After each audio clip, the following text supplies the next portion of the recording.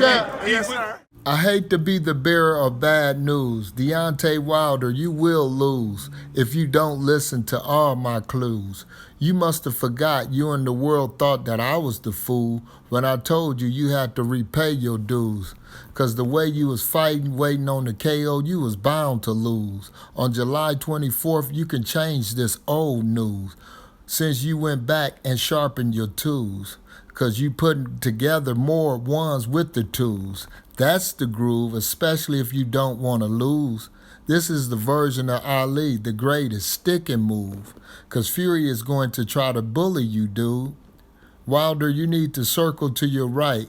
Keep your defense tight to prevent Fury from turning off your lights with punches to the side of the head. Be careful, you know he wants you dead. There's more than one way to win this fight. You have to be technical, set it up right.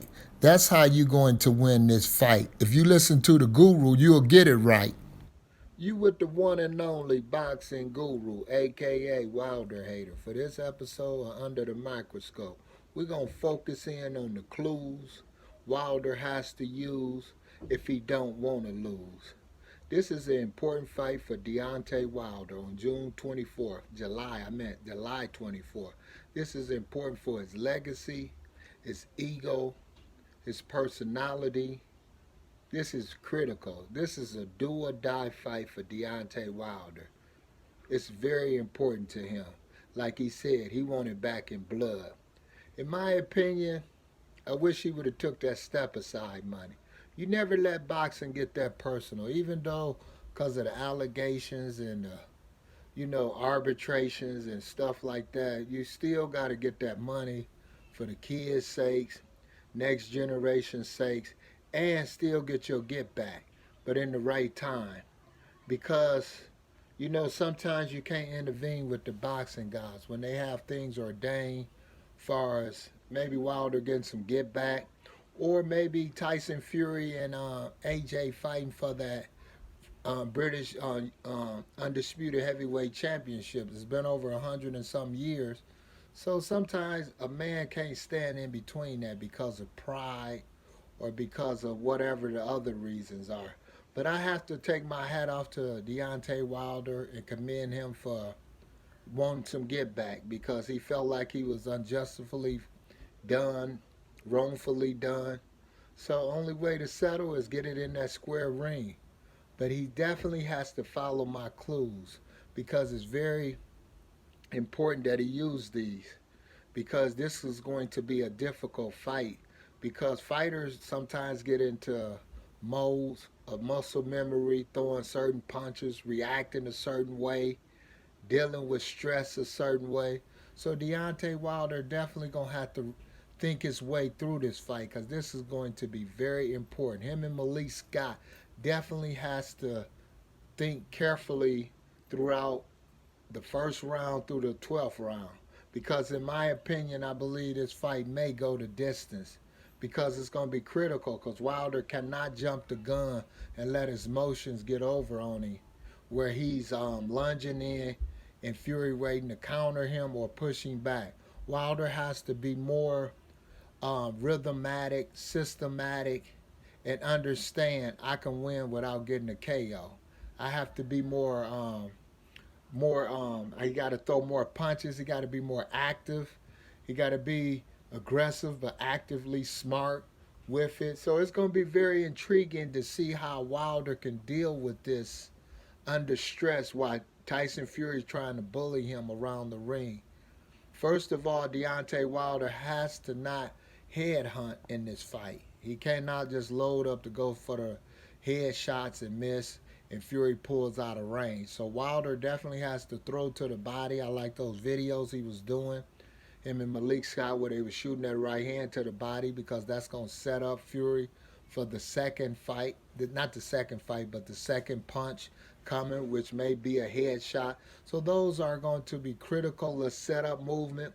Wilder foot placement is critical in this fight. It's more critical than his right hand because it's going to get him in and out of danger and keep Fury in danger. Let me say that again. His foot placement is going to get him out of danger When Fury tried to bulls in, Wilder can step back and reload that right hand or that jab or the hook. So that's going to be very key for him. And then to get him in the range where he can strike Fury. So that's very key and critical. His foot placement.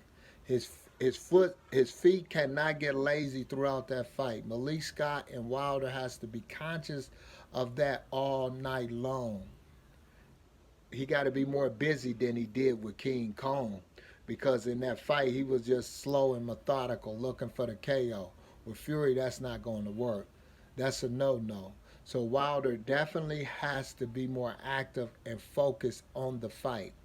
He got to be willing to go the whole distance and take his personal ill feelings for Fury and the athletic commission or whoever was involved in the conspiracy he thinks.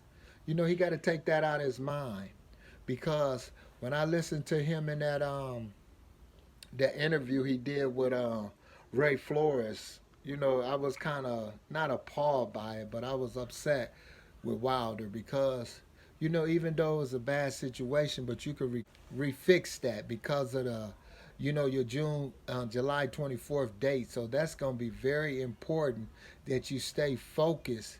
Any little thing should not set you off to get you off the game plan, because that's going to be real critical for you in this fight. How you deal with adversity, how you deal with patience, how you deal with technical setup, because everybody don't think you can do it, because, you know, typically knockout punchers, they depend so much on it. They get knocked out. They don't think about setting too much stuff up because, like I said, you know, it's been so easy for them. But with you, it's got to be critical with this fight, because Fury is the type of rhythm mover to disarm you, to make you frustrated, and then counter you. So that's going to be critical.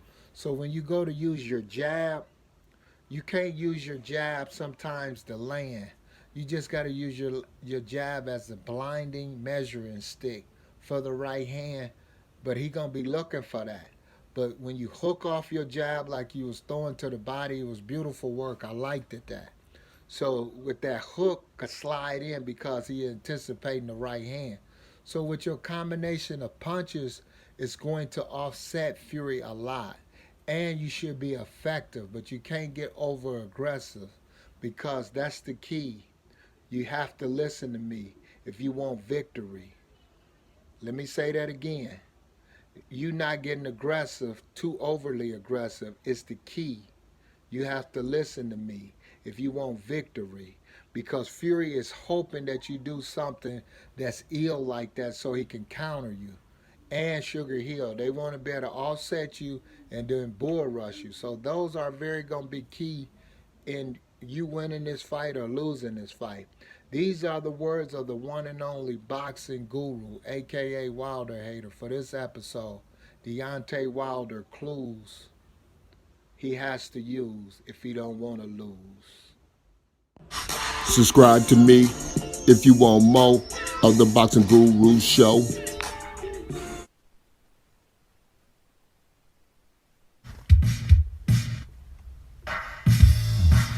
Come get it. Come get it. Come get it. Come get it. Come get it. Come get it.